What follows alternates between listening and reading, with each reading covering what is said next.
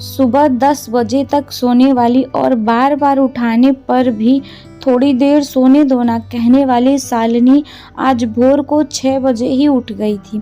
इतना ही नहीं, उसने सबके लिए चाय बनाई, पेपर लेकर आई, बगीचे में पानी दिया और पापा को सुबह मॉर्निंग वॉक के लिए उठाया। सभी लोग शालिनी को बड़ा ही आश्चर्य से देख रहे थे। सभी का एक ही सवाल था, शालिनी तुम क्या कर रही हो? शालिनी ने धीरे से जवाब दिया, 3 महीने हो गए हैं मेरी शादी तय हुए। वहाँ पर कौन होगा मेरे आगे पीछे घूमने वाला? वहाँ तो सब मुझे ही करना होगा, बस इसीलिए आज से ही शुरू कर दिया।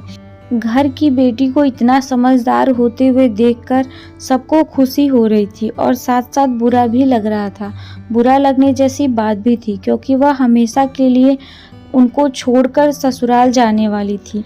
1 और महीना बीत गया और आखिरकार शालिनी की शादी हो गई। वह अपने ससुराल आ गई। सुबह समय पर जाग पाएगी या नहीं, इसी विचार में वह रात भर नहीं सो पाई। सुबह होते ही उसने नहाया और पूजा की और खाना बनाने की तैयारी करने लगी। वह सोचने लगी कि आज खाने में क्या बनाया जाए जो बड़े और बच्चों दोनों को पसंद आए। तभी पीछे से एक मीठी आवाज़ आई।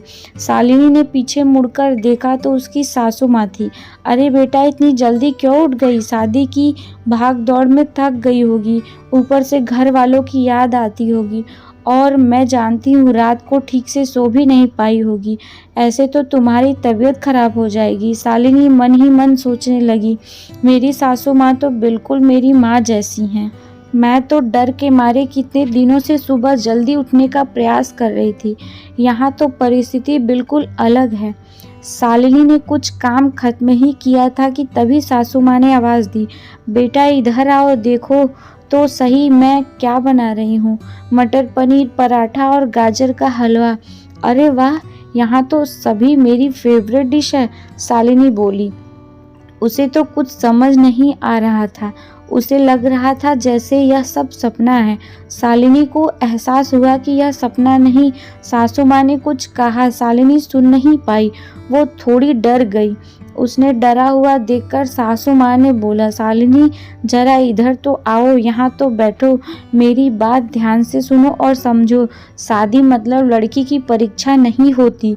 तुम्हारी शादी सिर्फ मेरे लड़के से नहीं हुई। जितनी जिम्मेदारी उसकी तुम्हें खुश रखने की है उतनी ही हम सबकी भी है। हमने तुम्हें घर सिर्फ काम करने के लिए नहीं लाया।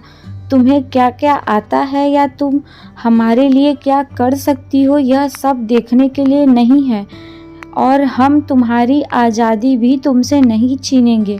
अगर अपनी बात करूं तो सिर्फ एक अच्छी फ्रेंड चाहिए थी।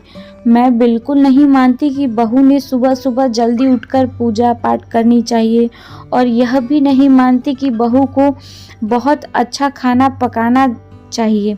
शादी का मतलब हमारे सपनों का बलिदान बिल्कुल भी नहीं हो सकता, बल्कि मैं तो कहूँगी कि शादी का मतलब तुम्हारे सपनों को और ज़्यादा ऊंची उड़ान देना होना चाहिए। हम सब हमेशा तुम्हारे साथ हैं, हर दिन हर पल। शालिनी की शादी को अब 10 साल बीत चुके थे। इन 10 सालों के सफ़र में उसने जो अनमोल रिश्ते कमाए थे उनमें से एक थी माँ।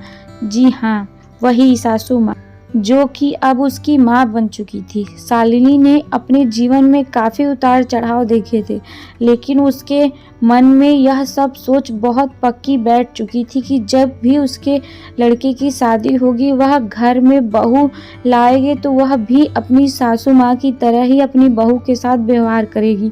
टीवी सीरियल में सास बहू को दिखाया जाता है, वही वास्तविकता है, ऐसा बिल्कुल नहीं है। समय के साथ साथ लोग बदलते हैं, लोगों के विचार बदलते हैं। कुछ गलत लोग जरूर जीवन में आते हैं, लेकिन सभी लोग गलत हो ऐसा जरूरी नहीं है। आखिर मैं यही कहूँगा कि बहू मतलब बेटी ही होती है।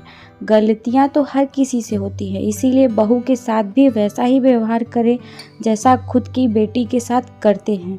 आपको ये स्टोरी कैसी लगी कमेंट करके हमें ज़रूर बताइएगा। चैनल पे पहली बार आए हैं तो सब्सक्राइब करिए, वीडियो को लाइक करिए और इसे ज़्यादा से ज़्यादा शेयर करिएगा। Thanks for watching.